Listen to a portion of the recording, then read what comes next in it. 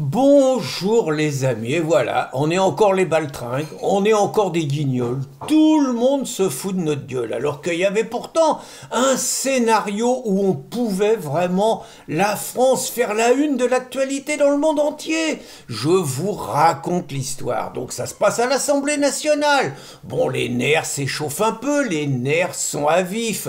Il y a quelque temps, le député insoumis Thomas Porte, que certains appellent le porte-parole officiel du Hamas en France. Donc Thomas Porte, il avait menacé un député du Rassemblement national de lui péter la gueule à la récré, en dehors de l'hémicycle, à 10 contre 1. Donc bon, c'était un bon début. On sent que les mecs, dans les échanges, dans les invectives, tout ça, on sent que c'est la haine. On sent qu'il y a trois blocs qui se haïssent cordialement les uns les autres. Et là, il y avait beaucoup de tension, c'était jeudi. Je vous explique tout, les insoumis, ils avaient raconté au peuple que ça y est, grâce à eux, on allait revenir à la retraite à 62 ans, qu'ils allaient foutre en l'air la retraite à 64 ans. Ils avaient annoncé ça partout, en oubliant de préciser qu'ils n'avaient pas voté le même texte présenté par le RN. Mais ils ont pris les députés macronistes pour des Mickey. Les députés macronistes, drôlement malins, ils ont fait ce qui s'appelle de l'obstruction parlementaire, c'est-à-dire qu'ils ont déposé 1000 amendements, tous plus farfelus les uns que les autres. Résultat, à minuit, on n'avait pas eu le temps d'examiner le texte des insoumis et les potes à Méluche, si j'ose dire, ils l'ont eu profond.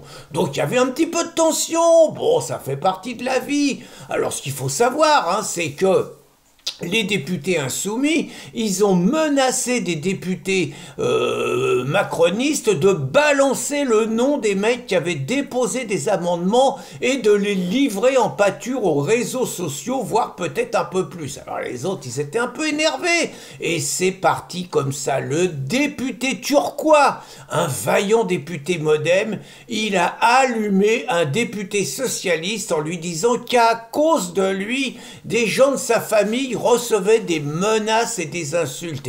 Et il a voulu aller vers le député socialiste pour lui mettre un pain. Et c'est là qu'on voit qu'on est vraiment dirigé par des baltringues. Je veux dire, dans ces cas-là, faut laisser faire. Faut laisser faire. Les mecs du modem, ils laissent faire et puis ça part. Et voilà, les responsables du modem, ils ont ceinturé leur mec. L'autre, il a mis 2-3 moulinets dans le vide.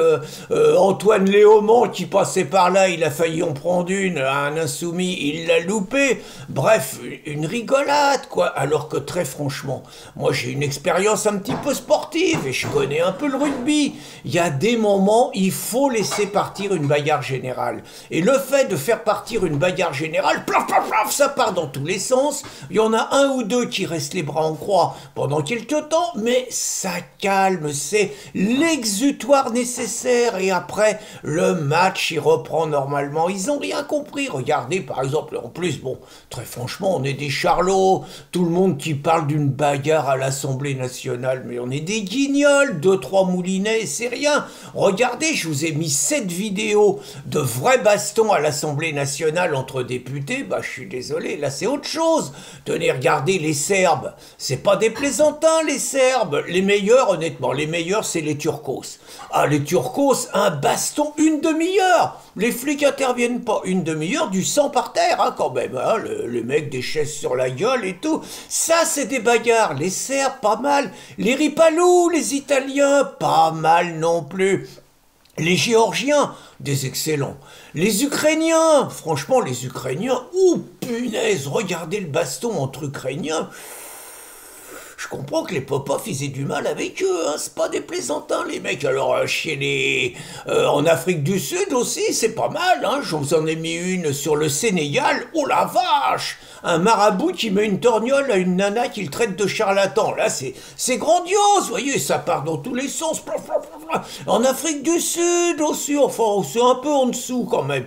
Donc, je vais vous dire, il faut que ça parte à l'Assemblée nationale, il faut que les mecs, ils arrêtent de retenir les leurs, il faut un beau baston. Alors, le meilleur scénario, après, je vous dis pas que c'est ce qui va se passer, mais le meilleur scénario, ça serait quand même que les macronistes et les RN, au bout d'un moment, ils en ont marre, et ils chargent les mecs de gauche, ils sont quand même un peu plus nombreux, hein, ça fait à peu près du 300 contre 150, normalement, ils doivent en coucher quelques-uns, puis là, pas de quartier, hein, et les plus tête à claque, plaf, plaf, plaf, plaf, ça part, voilà, des gyrophares, les civières, et là, on sera la fierté du monde, parce qu'on aura fait le plus grand baston qu'il y aura jamais eu à l'Assemblée nationale. Je le vous cache pas, j'en rêve.